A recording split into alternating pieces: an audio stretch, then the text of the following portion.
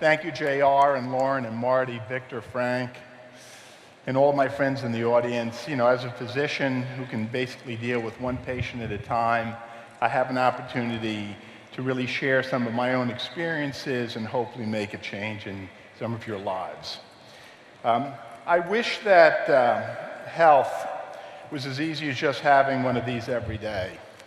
Unfortunately, although this is a good idea and a good start, it's not enough. And I think that, I've really spent 40 years thinking about health. Unfortunately, I spent too much of those years thinking about illness. But what really is health? What is salute for my Italian friends? How do we avoid the malocchio, the evil decree? And I think it's something that requires effort, but it's an effort that is really worth it. And there's one thing I could wish to all of you is that all of you have great health. I think that the problem is that we have been focusing much too much on illness. And we know how to define illness. We know when your blood pressure is too high, or your coronary arteries are filled with plaque. But we really don't understand and have not defined an even more important concept, which is wellness. And I think I don't want you to be confused that just because you're feeling well, that somehow that means you are well. A week before your heart attack, you were not well. A week before someone tells you have diabetes, doesn't mean you're well. It's also important for you to appreciate that when you are well, and I hope this is not confusing, you can handle illness more effectively. If you're basically well, and we'll define that, when unfortunately in life you transition to an illness state, you will recover much more effectively and fully than if you did not start out well. Is that clear? Okay. So what really is wellness? As I said, I know what illness is, and most of the physicians know what illness is, but unfortunately, they have not been taught what is wellness and how do we define wellness. See, illness is about your heart and your lungs and your kidneys, right? But wellness is actually much more complicated and requires a different way of thinking. And it's a thinking that we're not taught in medical school, but we're taught in life, especially if you're an observant physician. So when you look at people who are well, what do you see? You see that they are socially connected to each other. Look at this audience. All of you are friends. That is critical. Social health requires you not to feel alone, even if you are alone. It's very, very important. We'll skip over the physical stuff because everybody knows what that means. But what about emotional health? Emotional health is confidence, it's attitude, it's ability to appreciate your friends, to root for your friends. It's not just about yourself. It's about joy. It's about your ability to realize your potential as an individual. That's what emotional health is. Environmental health, well, if you're lucky enough to live in an environment where there's less pollution, less disease, more vaccinations for those of you who unfortunately require certain vaccinations as you get older. Mental health. Mental health is a self-awareness. It's an understanding of who you are relative to the rest of the world and realizing that it's just not about yourself. It's about your family and your friends, and for you to succeed, they need to succeed.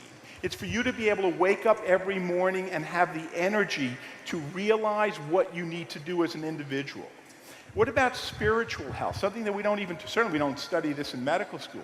It's about compassion and goodness and sharing and a belief in a greater being. So this is what really is part of the wellness concept that goes way beyond the concept of illness. And guess what?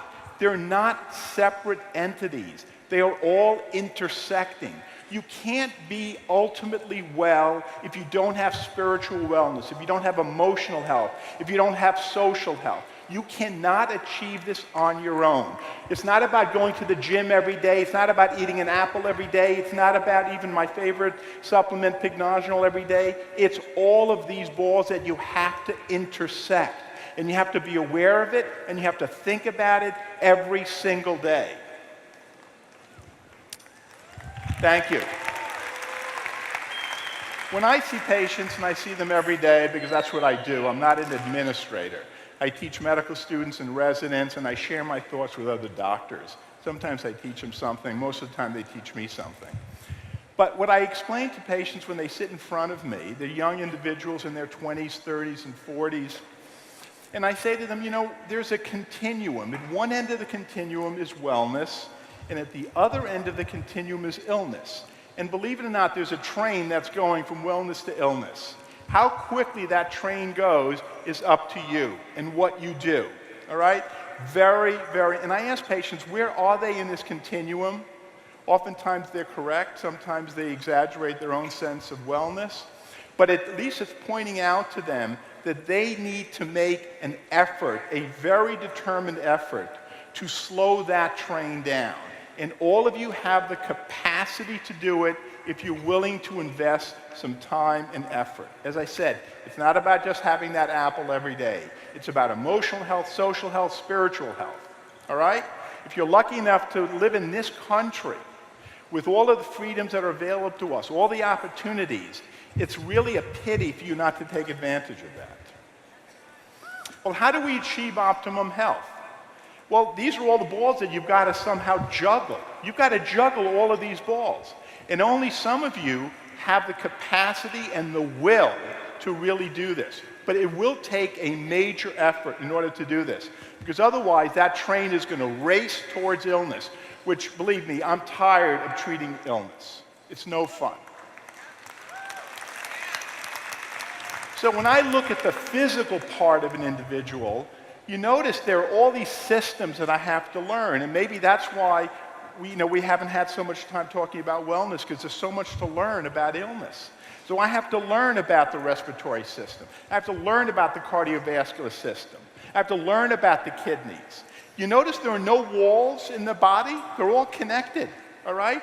All of these organs, the separate organs that make up these systems, they're all interconnected. The first time I looked at this, I thought that this was, a male, but then I realized that there was actually a brain over there, and that ruled that out. In any case, there are a lot of organs you got to study in medical school, and each of them are important. Each of them are critical. Each of them are critical for your physical wellness, not for your emotional wellness, not for your spiritual wellness. So your doctor can't help you with those other balls that you have to juggle.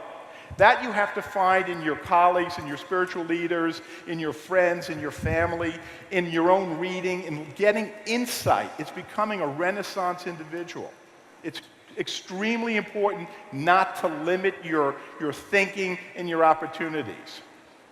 Well, from a really simple health point of view, we know what we have to do. We have to reduce inflammation. We have to contain the immune system, that it's not overactive, so you don't get multiple sclerosis, and you don't get lupus, and you don't get rheumatoid arthritis, and you don't get heart disease. You want to limit infections, because we know infections cause a cascading effect. You know that when people get influenza 6 months later, they have a higher incidence of having a heart attack? This is really very amazing, interesting stuff that we're developing. So you want to really do everything you can to deal with the illnesses and the environment that you're exposed to, and limit the damage. It's what I said, if you're well, you can handle illness much more effectively, all right? So you now have to become educated, and knowledge is power when it comes to wellness.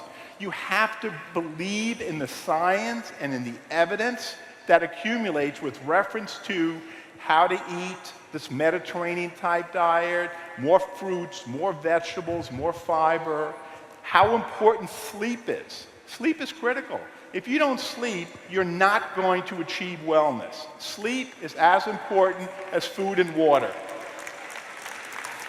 So don't wake up at 3 in the morning on the internet and texting people. That's not a way to get healthy. You're going to break down. How about stress management? You have to realize and understand biofeedback, meditation, yoga, prayer, whatever it takes. Stress is a major cause for illness. And the individuals who are stressed out do not recover and have a much higher risk for all of the diseases that we talked about. You have to learn how to manage your stress. You have to understand when you are stressful. When I took on this new position at NYU, which is a great privilege to be the director of the Men's Health Center, I said to myself, how am I going to determine if I'm functioning in a healthy way? And I said to myself, in 6 to 8 months, I'm going to determine whether I'm still sleeping normally, whether my libido is still healthy, and whether my weight was healthy. And I'm happy to report, I think my wife will attest, all three are fine. So how do you know what to really do? Well, as I said, there's diet and exercise and sleep. But there are a lot of supplements that are actually rather important because unfortunately the diets we're not as full and as rich as we would like it to be. And here's where the Pycnogenol and isotonics comes in. I mean, pick products that have science and evidence for it. I mean, Victor and his company invest millions of dollars on, 40 years of research, publications, clinical studies. You can feel confident that what they're saying is true. All right? And why is it true? Because they've done studies showing its effect on circulation and inflammation, in arthritis, on mental health, on fatigue. All these things that are an assistance in trying to improve your overall state of health. And what do you guys have? You have isotonics, a fantastic foundational supplement. It doesn't cure everything, but it's the foundation. So with that, I want to thank all of you. It's always a privilege for me and for my wife to attend, and I wish you all the best of health.